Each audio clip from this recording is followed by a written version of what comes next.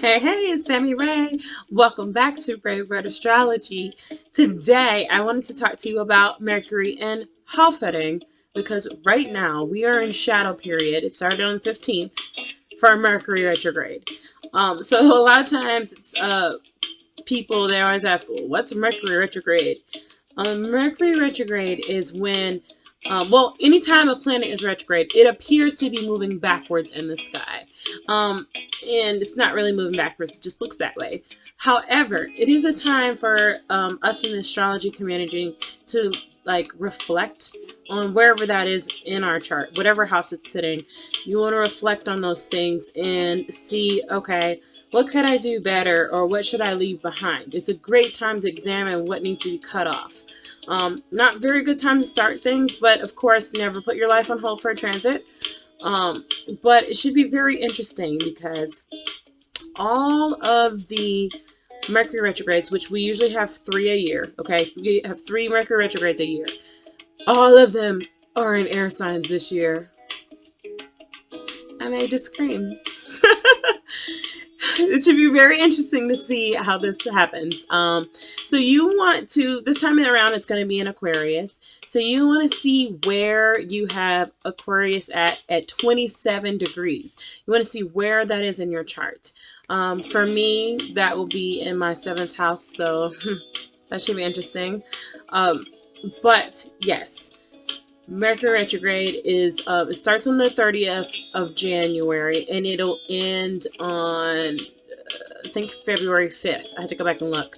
I'm going to do a video on Mercury retrograde later, but I just wanted to mention it because we're in shadow period, and what shadow period is 2 weeks before a transit and 2 weeks after a transit, and because the energy is shifting, you feel the energy build. You see a lot of people, especially a lot of intuitive people, kind of go in hermit mode when energy is shifting.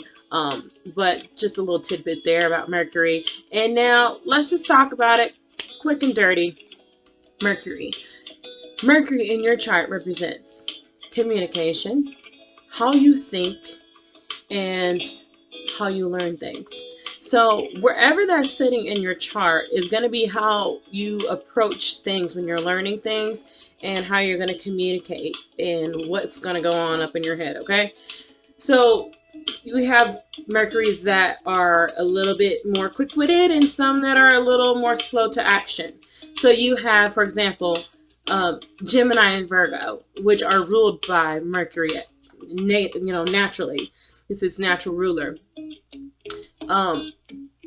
They're very quick-witted, very much, mover shaker when it comes to communication and applying certain things like with writing or speaking, communicating of any kind. That include that you might be that type of person. Let's say you have Mercury in Gemini or Virgo. You may be that kind of person who constantly needs to close the loop. Which, if you work in an office, yes, you should close the loop. But these people are the kind who send you unnecessary emails, or they may text you a million times a day. They need to be communicating. Mercurial is called Mercurial for a reason. They're everywhere, constantly changing, and all over that place. Okay, and then you have like the other side where you have, for example, some water Mercuries. They may be slower to say what's on their mind. They may process things in their head a lot longer before they actually speak on something. For example, you have Taurus Mercury, which I think is debilitated in Taurus. I have to go back and look. But when you think about Taurus, it's fixed in Earth energy, right? So that's like very slow moving, very slow to react to things. And it doesn't mean that they're not smart. It just means that it may take them a longer time to learn something, and when they finally learn it, they've mastered it. They master it for the rest of their life. So you just have to see where that's hitting in your chart and how it would resonate for you. You also want to look at aspects to Mercury, and you can see how that may affect you, how it may give you a boost, or be afflicted of some kind. For example, let's say we have Saturn opposing or squaring your Mercury, you may have a learning disability or a speech impediment. So you really want to look at that.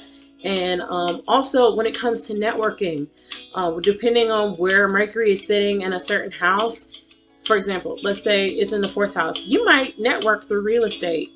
Or let's say it's in the 3rd house, you might network through your neighbors or your siblings. Or let's say it's in your 10th house, you might do that through career. Or your 11th house, you may do that through the internet of some sort. So we also look at Mercury as like social media, text messaging, again, forms of communication. I always say that Mercury is the lower form of Uranus, and Uranus is the higher form of Mercury. And you know, Uranus rules Aquarius. So I would say it's like communication towards futuristic type things, you know, things that are going to happen in the future. And Mercury is right here, right now. Let's get it done. I got this to say. What you got to say? Yeah. So I just wanted to quick and dirty, done. Mercury. If you have any questions, leave them down below. Also, if you would like a natal chart or synastry chart interpretation from me, you can find me on Facebook or Instagram at Bravebird Astrology, or by email at bravebirdcharts@gmail.com. So I love you. Take care. I will be back with another video about Mercury retrograde in Aquarius, and I'll see you later. Bye.